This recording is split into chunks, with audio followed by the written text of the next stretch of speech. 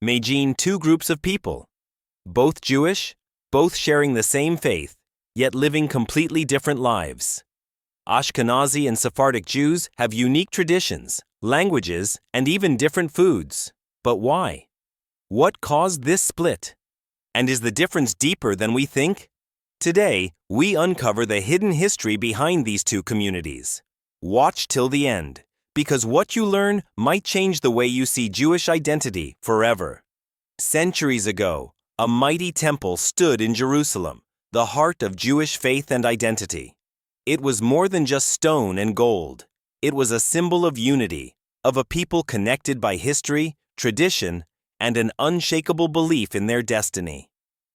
But in the year 70 CE, everything changed. The Romans stormed the city, flames swallowed the temple, and the Jewish people were cast into exile, scattered across the world like dust in the wind. Some fled west, toward the lands of Spain and Portugal. Others moved north, into the heart of Europe. What began as a single nation slowly evolved into two distinct communities, Ashkenazi and Sephardic. But how did their paths become so different? What forces shaped their identities, making them almost unrecognizable from one another over the centuries? The Jews who settled in Europe, modern-day Germany, Poland, Russia, and beyond, became the Ashkenazim. They found themselves in lands of bitter winters and unfamiliar tongues, surrounded by Christian rulers who viewed them with suspicion. To survive, they adapted. They created their own language, Yiddish, a mix of Hebrew and German. They built small, tight-knit communities, preserving their traditions in secret as waves of persecution loomed over them. Pogroms, expulsions, forced conversions, century after century they endured. And through this hardship, a deep resilience was forged. Meanwhile, the Jews who settled in Spain, Portugal, and later the Ottoman Empire became the Sephardim. Unlike their European counterparts, they thrived in a world influenced by Arabic culture. They spoke Ladino, a beautiful fusion of Hebrew and Spanish. They became poets, scholars, and philosophers, shaping the golden age of Jewish learning. But their fate would take a dark turn in 1492 when the Spanish Inquisition began. Forced to flee or convert, thousands were expelled overnight, their homes stolen, their history erased. Many found refuge in North Africa and the Middle East, where they rebuilt their communities with grace and pride. Two peoples, one origin. Yet over time, their customs, accents, and even their worldview became distinct. The Ashkenazim, molded by centuries of hardship in Christian Europe, developed a more insular, scholarly tradition, focused on law, text, and intellectual debate. The Sephardim, shaped by their years under Muslim rule, embraced a culture of poetry, music, and open philosophical exploration. And yet, beneath these differences, something powerful remained, something unbreakable. Their prayers, their sacred texts, their unwavering belief in a shared destiny. But here's the question: are these differences truly deep, or just the result of geography? What if the Ashkenazi and Sephardic divide is not as wide as we think? To understand this fully, we must go deeper into language, tradition, struggle, and survival. Because the answer isn't just in history, it's in identity. It's in the very soul of what it means to be Jewish. So keep watching, because what we uncover next might change everything you thought you knew. For centuries, the Ashkenazi and Sephardic Jews walked separate paths, shaped by the lands they called home. But while geography divided them, language became the bridge that carried their identity across generations. Because language is more than just words. It is memory, emotion, and culture woven into sound. It is how a mother sings to her child, how a scholar debates in a study hall, how a people preserve their soul in exile. And for the Ashkenazi and Sephardic Jews, language became a reflection of their journeys, one shaped by the icy winds of Europe, the other by the golden warmth of Spain and the East. In the crowded ghettos of Poland, in the dimly lit homes of Germany and Russia, a language was born, not out of conquest, But out of necessity, Yiddish was the voice of the Ashkenazi Jews, a mix of Hebrew, German, and Slavic influences. A language built for a people who had no land to call their own. It was the language of resilience. When rulers forbade Hebrew, they spoke Yiddish. When they were expelled from one city and forced into another, they carried their language with them. It was a language whispered in the candlelight of Shabbat, joked about in the bustling markets, and wept in during times of loss. It was a language of survival. And yet, it was more than that. Yiddish had soul. It carried humor, wisdom, and a deep sense of longing. It told stories of hardship and faith, of laughter in the face of suffering. It became the beating heart of the Ashkenazi world, an invisible thread that held a scattered people together. But in the lands of the South, under the warmth of a different sun, another language was growing. Unlike the Ashkenazim, the Sephardic Jews lived for centuries in the grand cities of Spain and Portugal. Here, they were poets, philosophers, and diplomats, their lives intertwined with the rich cultures of the Islamic and Christian worlds. And out of this world was born Ladino, a beautiful blend of Hebrew and Spanish, flowing like music, carrying the echoes of Sephardic pride. Ladino was more than just a language. It was a connection to the land they loved but could never return to. Even after the horrors of the 1492 Spanish expulsion, when Sephardic Jews were forced to flee overnight, Ladino remained their voice. Whether they rebuilt their lives in Turkey, Morocco, or Greece, they carried their songs, their proverbs, their prayers, all in Ladino. It was a language that held the warmth of home, even when home was lost. It was the voice of longing, but also of beauty. Ladino was spoken in the rich poetry of Spain, in love songs sung under Mediterranean moons, in sacred prayers whispered in exile. But like Yiddish, it was also a language of survival. And survival meant adaptation. For centuries, Ashkenazi and Sephardic Jews spoke different tongues, lived in different worlds. Yet deep down, their languages told the same story. A story of faith, struggle, and endurance. Yiddish, shaped by the frozen streets of Eastern Europe, carried the humor and hardship of its people. Ladino, born in the warmth of Spain, carried the poetry and pain of exile. But both languages were more than words. They were memory, identity, and the last link to a lost world. And today, both languages face the same fate. With the rise of modern Hebrew in Israel, with new generations growing up in a different world, Yiddish and Ladino are fading. But can a people truly exist without their language? Or is the soul of Ashkenazi and Sephardic culture too strong to disappear? Because while languages may die, history never forgets. And neither should we. Stay with us, because next we uncover something even deeper, something hidden within prayers, traditions, and beliefs that still shape these two communities today. Language shaped their voices, but faith shaped their souls. For Ashkenazi and Sephardic Jews, religion was more than just belief. It was their lifeline, the one thing that no exile, no persecution, no tragedy could take from them. It was their connection to something eternal, something unbreakable. But as the Ashkenazi Jews wandered through the cold lands of Europe and the Sephardic Jews settled under the golden sun of Spain and the Middle East, even faith, this most sacred, unshakable thing, took on different colors, different sounds, different traditions. Step into an Ashkenazi synagogue and you will hear something unique. A cry, a chant, a deep, trembling call to God. Their prayers, shaped by centuries of struggle, are often filled with urgency, as if each word is fighting against the winds of history. The tunes are slow, emotional, stretching each syllable, pleading with the heavens. It is the sound of survival, of a people who have seen too much suffering and have never stopped asking why. Now step into a Sephardic synagogue, and the sound is different. The prayers are bold, confident, flowing like poetry. There is music in the way they are recited, an elegance that echoes their Spanish and Middle Eastern past. The melodies rise and fall, not as cries, but as songs, as though they are not pleading with God, but dancing with Him. Two different ways of speaking to the divine. But at the heart of it, the same God, the same faith, the same burning devotion. The way they pray is different, but so is the way they celebrate, mourn, and mark the passage of time. Ashkenazi Jews, living in Christian Europe, were influenced by the solemnity of their surroundings. Weddings, funerals, even holidays took on a more formal, structured tone.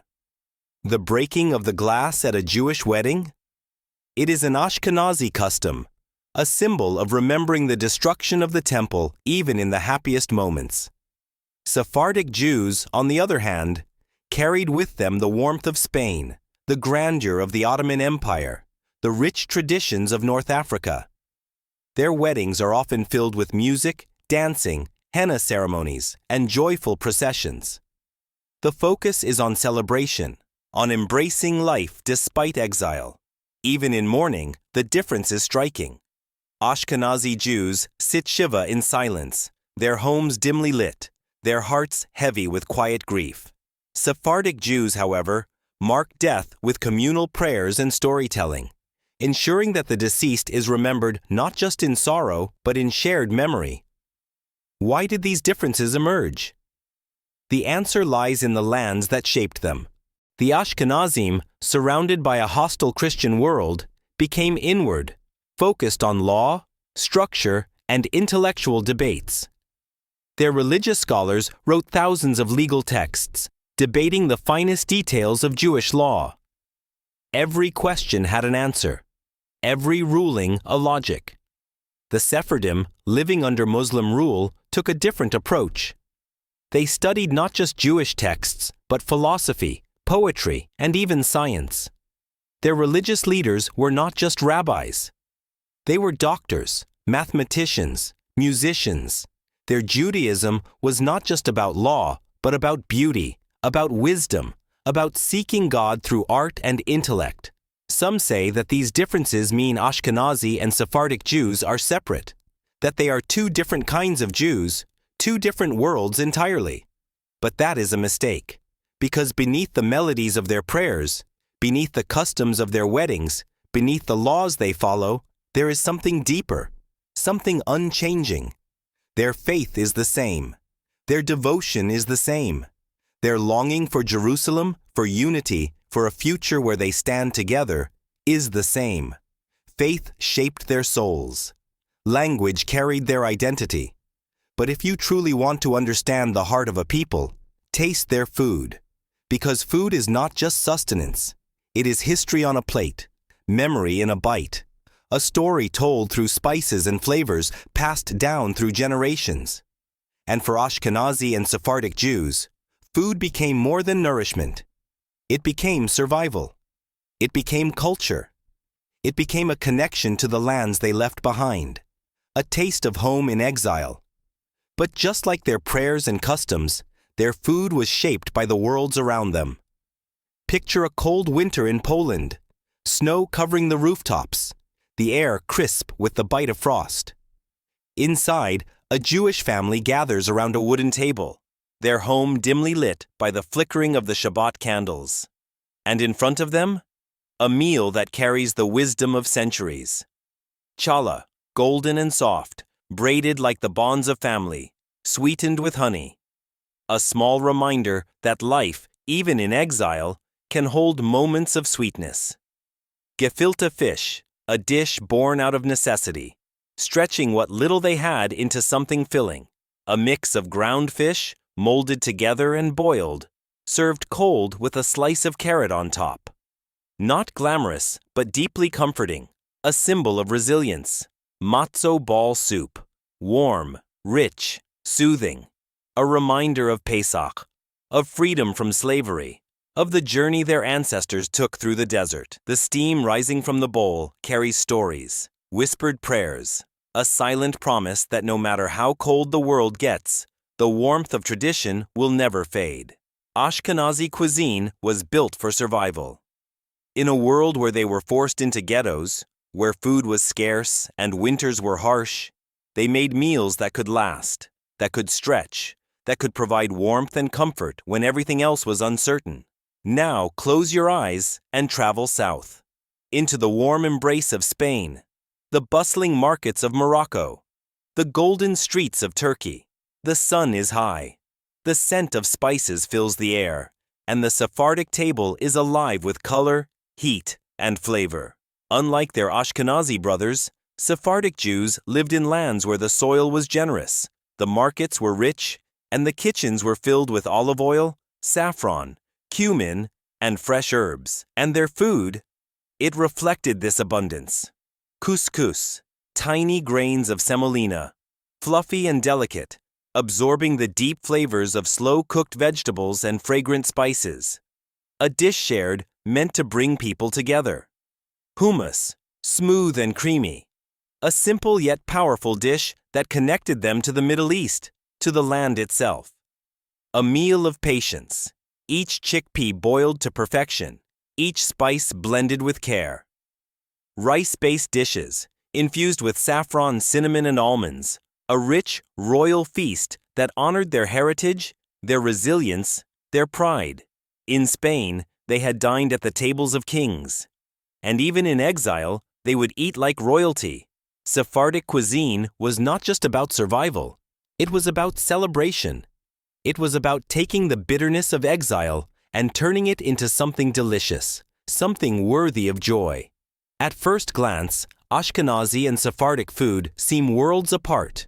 One, a cuisine of necessity, of making the most out of what little they had. The other, a cuisine of abundance, of spices and bold flavors. But look deeper, and you will see the same story written in every dish. A people who refused to forget. A people who carried their history in every bite, every sip, every meal shared with family. A tale of exile, of wandering, of finding ways to keep tradition alive even when everything else was taken from them. A tale of resilience, where even in the harshest conditions, they found a way to create something beautiful, something that could be passed down from mother to child, from generation to generation. A tale of faith. Because what is more faithful than believing that no matter where you are, no matter how far from home, you can always recreate a taste of where you came from? And today, in the modern world, as these two communities blend, so do their foods. Sephardic spices now season Ashkenazi dishes. Ashkenazi recipes find their way onto Sephardic tables. The divide is disappearing. Because in the end, food is not about difference. It is about connection. And if there is one thing that binds the Ashkenazi and Sephardic Jews together, it is this. No matter where they go, no matter how much history has tried to divide them, they have always found a way to turn exile into home. Stay with us, because next, we go deeper into the struggles that tested these communities, and the resilience that kept them alive. Food brought them comfort. Traditions gave them identity. Faith kept them united. But history, as it often does, was not kind. Because for all the beauty in their shared past, for all the warmth in their cultures, there was something darker lurking beneath the surface, a divide that would not be erased so easily. A divide not just of language or cuisine, not just of melodies or customs, but of power. And nowhere is this divide more visible than in the modern state of Israel. In 1948, a dream that had existed for thousands of years became a reality. The state of Israel was born. It was meant to be a home for all Jews, Ashkenazi and Sephardic, Eastern and Western, religious and secular. A land where the scars of exile would finally heal. Because when Israel was founded, it was largely built by Ashkenazi Jews, those who had already begun immigrating from Europe in the early 20th century, those who had established institutions, those who had survived the unimaginable horrors of the Holocaust and sought a fresh start in a land of their own. They were the ones who filled the government offices, who shaped the laws, who controlled the economy. They spoke Hebrew with an Ashkenazi accent. They carried European degrees. They were the ones in charge. And when Sephardic Jews arrived, many forced to leave their homes in Arab lands, many arriving with nothing but the clothes on their backs, they found themselves outsiders in a land that was supposed to be their home. The Sephardic Jews, who poured into Israel in the 1950s and 1960s, were not welcomed as equals. Instead, they were sent to live in isolated towns, in desert settlements, in places far from the booming cities where Ashkenazi Jews built their futures. They faced discrimination, poverty, and exclusion. Their rich, centuries-old traditions were dismissed as primitive. Their Arabic-influenced culture was seen as foreign, as something less than. Their customs, their accents, even their names became symbols of difference. They were told to assimilate, to abandon their ways, to adopt the modern Ashkenazi identity if they wanted to succeed. In the 1970s, the Sephardic struggle for equality began to take shape. Movements like the Israeli Black Panthers emerged, challenging the system, demanding justice, demanding a voice. They marched in the streets, protested in front of government buildings, and made sure that Sephardic Jews would no longer be ignored. By the 1980s and 1990s, Sephardic Jews started breaking into politics, the military, and business. They climbed the social ladder, they fought for their place, they refused to be second-class citizens in their own homeland. And today, the landscape has shifted. Sephardic traditions are no longer hidden. Mizrahi music fills the streets. Sephardic politicians hold high offices. The children of those who were once exiled from Arab lands are now shaping Israel's future. Even today, tensions remain. Studies show that Ashkenazi Jews, on average, still hold more wealth and higher status jobs than Sephardic Jews. Stereotypes linger, dividing neighborhoods, shaping social interactions, whispering that the old wounds have not fully healed. And so, the question remains, is Israel a nation of one people or two? Because history has tried to separate them. Geography has tried to divide them. Power has tried to create walls between them. But at their core, Ashkenazi and Sephardic Jews share the same story, the same ancestors, the same unbreakable spirit. And perhaps, as time passes, as generations mix, as history is rewritten, perhaps the two paths will finally become one. Perhaps the future will not be Ashkenazi or Sephardic. Perhaps the future will simply be Jewish. Stay with us, because next, we uncover the science, the genetics, the undeniable proof that no matter how different they seem, the Ashkenazi and Sephardic Jews are bound by something far deeper than tradition, their very DNA. History divided them. Geography separated them. Society drew invisible lines between them. For centuries, Ashkenazi and Sephardic Jews have lived in what seemed like two different worlds.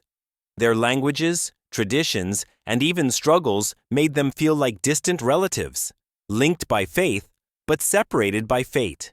But what if I told you that, beneath all these differences, beneath centuries of migration and cultural shifts, their blood tells a story that no one can argue with? What if the one thing that history could never erase was written in their very DNA? Imagine this. Scientists take DNA samples from an Ashkenazi Jew in New York and a Sephardic Jew in Morocco. They run the tests, analyze the data, and what they find is astonishing. Despite being thousands of miles apart, despite their ancestors living in completely different worlds for centuries, their genetic markers are nearly identical. Because no matter where history pushed them, no matter where exile forced them to go, their roots remain the same. Studies have shown that Ashkenazi and Sephardic Jews share common Middle Eastern ancestry, tracing back over 2,000 years to the same homeland, ancient Israel. This means that the Ashkenazi Jew whose family survived the pogroms of Eastern Europe, and the Sephardic Jew whose ancestors fled Spain during the Inquisition, both descend from the same people, the same land, the same bloodline. They are not just two different Jewish communities. They are one family. A journey across generations. But how did they end up so different? The answer lies in history itself. When the Romans destroyed the Second Temple in 70 CE, the Jewish people were scattered to the ends of the earth. Some went north, into the cold and hostile lands of Europe. Others went west, into Spain, Portugal, and later the Middle East and North Africa. Over time, they adapted. Their skin tones, eye colors, and even certain genetic traits changed slightly based on their environments. But deep within their DNA, the core remained untouched. When geneticists look at their Y chromosomes, the markers passed down from father to son, what they find is shocking. Ashkenazi and Sephardic Jews still carry the same ancient Middle Eastern genetic signatures, regardless of where their families have lived for the past 2,000 years. Even mitochondrial DNA, which is passed from mother to child, tells the same story. A direct link back to the Jewish homeland. This means that despite everything, the persecutions, the migrations, the forced conversions, the struggles to survive, something remained unbreakable. Their identity wasn't just in their customs. It wasn't just in their prayers. It was in their blood. More alike than different. If science has proven anything, it's that Ashkenazi and Sephardic Jews are not as different as history tried to make them. Yes, they speak different languages. Yes, they have different traditions. Yes, their cultures were shaped by different lands. But at their core, they are more alike than they ever imagined. And perhaps, in a world where divisions still exist, where old wounds still linger, where identity is still debated, this is the truth that matters most. They were never truly separate. They were never truly different. They have always been one people. So the next time someone asks, what's the difference between Ashkenazi and Sephardic Jews? Maybe the answer isn't about food or music or customs. There is no real difference at all, because science has confirmed what faith has always known. They are one family, bound not just by history, but by something even stronger. Stay with us, because next we look ahead. The future of Ashkenazi and Sephardic Jews is no longer about division. It's about unity. And what comes next will shape Jewish history forever. For centuries, history has drawn a line between them, a line shaped by exile, by struggle, by survival. But what if I told you that this line is beginning to fade? That the walls built over centuries are slowly crumbling? Because today, for the first time in history, the future of Ashkenazi and Sephardic Jews is no longer about separation. It is about unity. Once, an Ashkenazi Jew and a Sephardic Jew could go their entire lives without truly understanding each other's world. The Ashkenazi grew up hearing Yiddish in the home, eating gefilte fish, and studying Torah with the analytical, law-focused mindset of Eastern Europe. The Sephardic grew up with the melodies of Ladino, the rich spices of Moroccan or Persian cuisine, and the deeply poetic, mystical traditions of his ancestors. Their parents, their grandparents, even their great-grandparents lived in separate spheres, not because they wanted to, but because history forced them to. But today, something is changing. Walk the streets of Jerusalem, Tel Aviv, New York, Paris, and you will see a different reality. Young Jews, Ashkenazi and Sephardic alike, are not just living side by side. They are falling in love. They are starting families.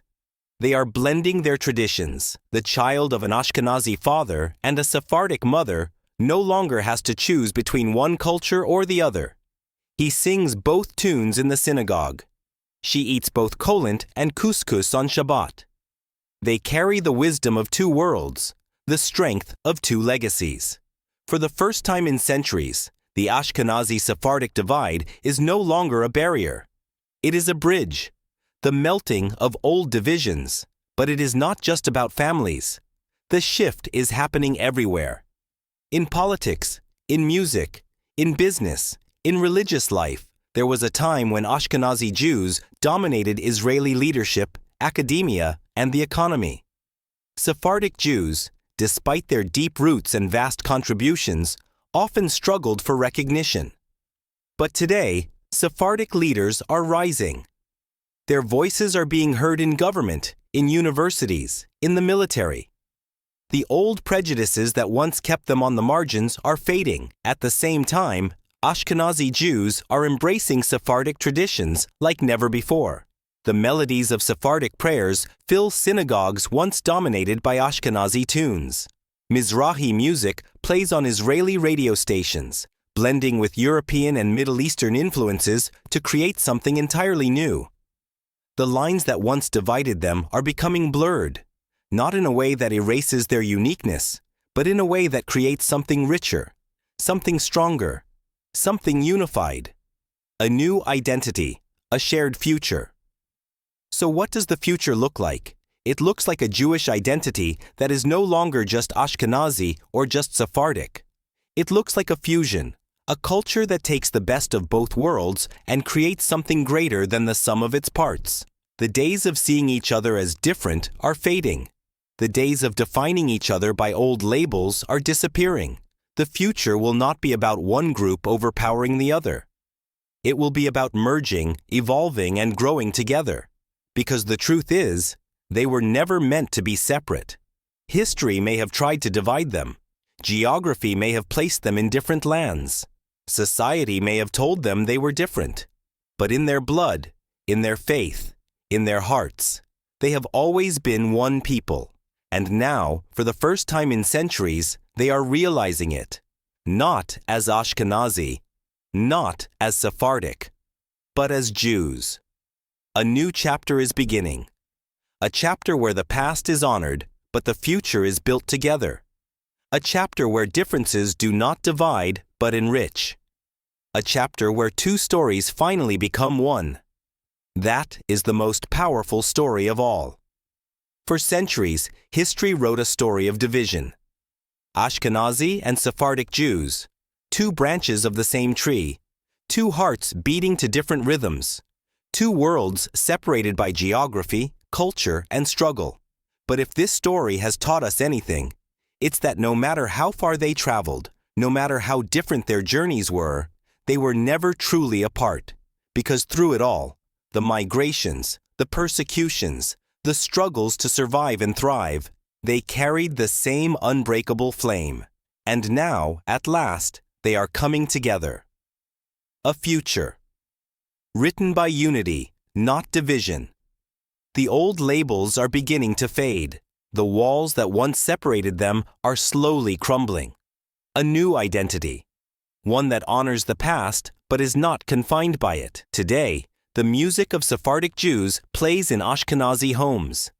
Today, Ashkenazi scholars study the wisdom of Sephardic traditions. Today, young Jews grow up knowing not two cultures, but one blended, beautiful, shared identity. This is not the end of the story. This is the beginning of a new chapter. One where the differences that once divided them become the colors that enrich them. One where their shared history is no longer seen through the lens of separation, but through the truth of what they have always been. One people. Because in the end, no matter how different their prayers sounded, they were always speaking to the same God. No matter how different their foods tasted, they were always breaking bread with family. No matter where they lived, they were always longing for the same home. It never died. It never faded. It never broke. What happens next is in our hands now. The responsibility lies with us, with you, with me, with every person who carries this history in their veins.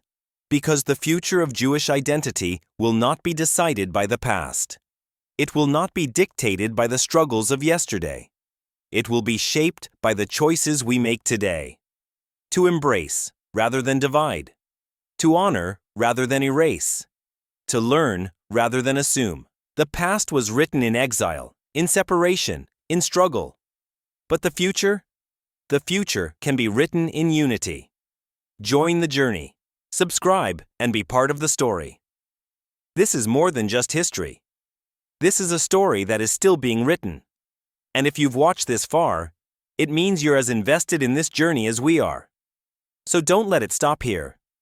Subscribe to our channel, because we're uncovering the hidden truths of history, one story at a time. Like this video, because the more people engage, the more these stories get told. Comment below. Tell us your thoughts, your perspectives, your family's story. Because every voice matters.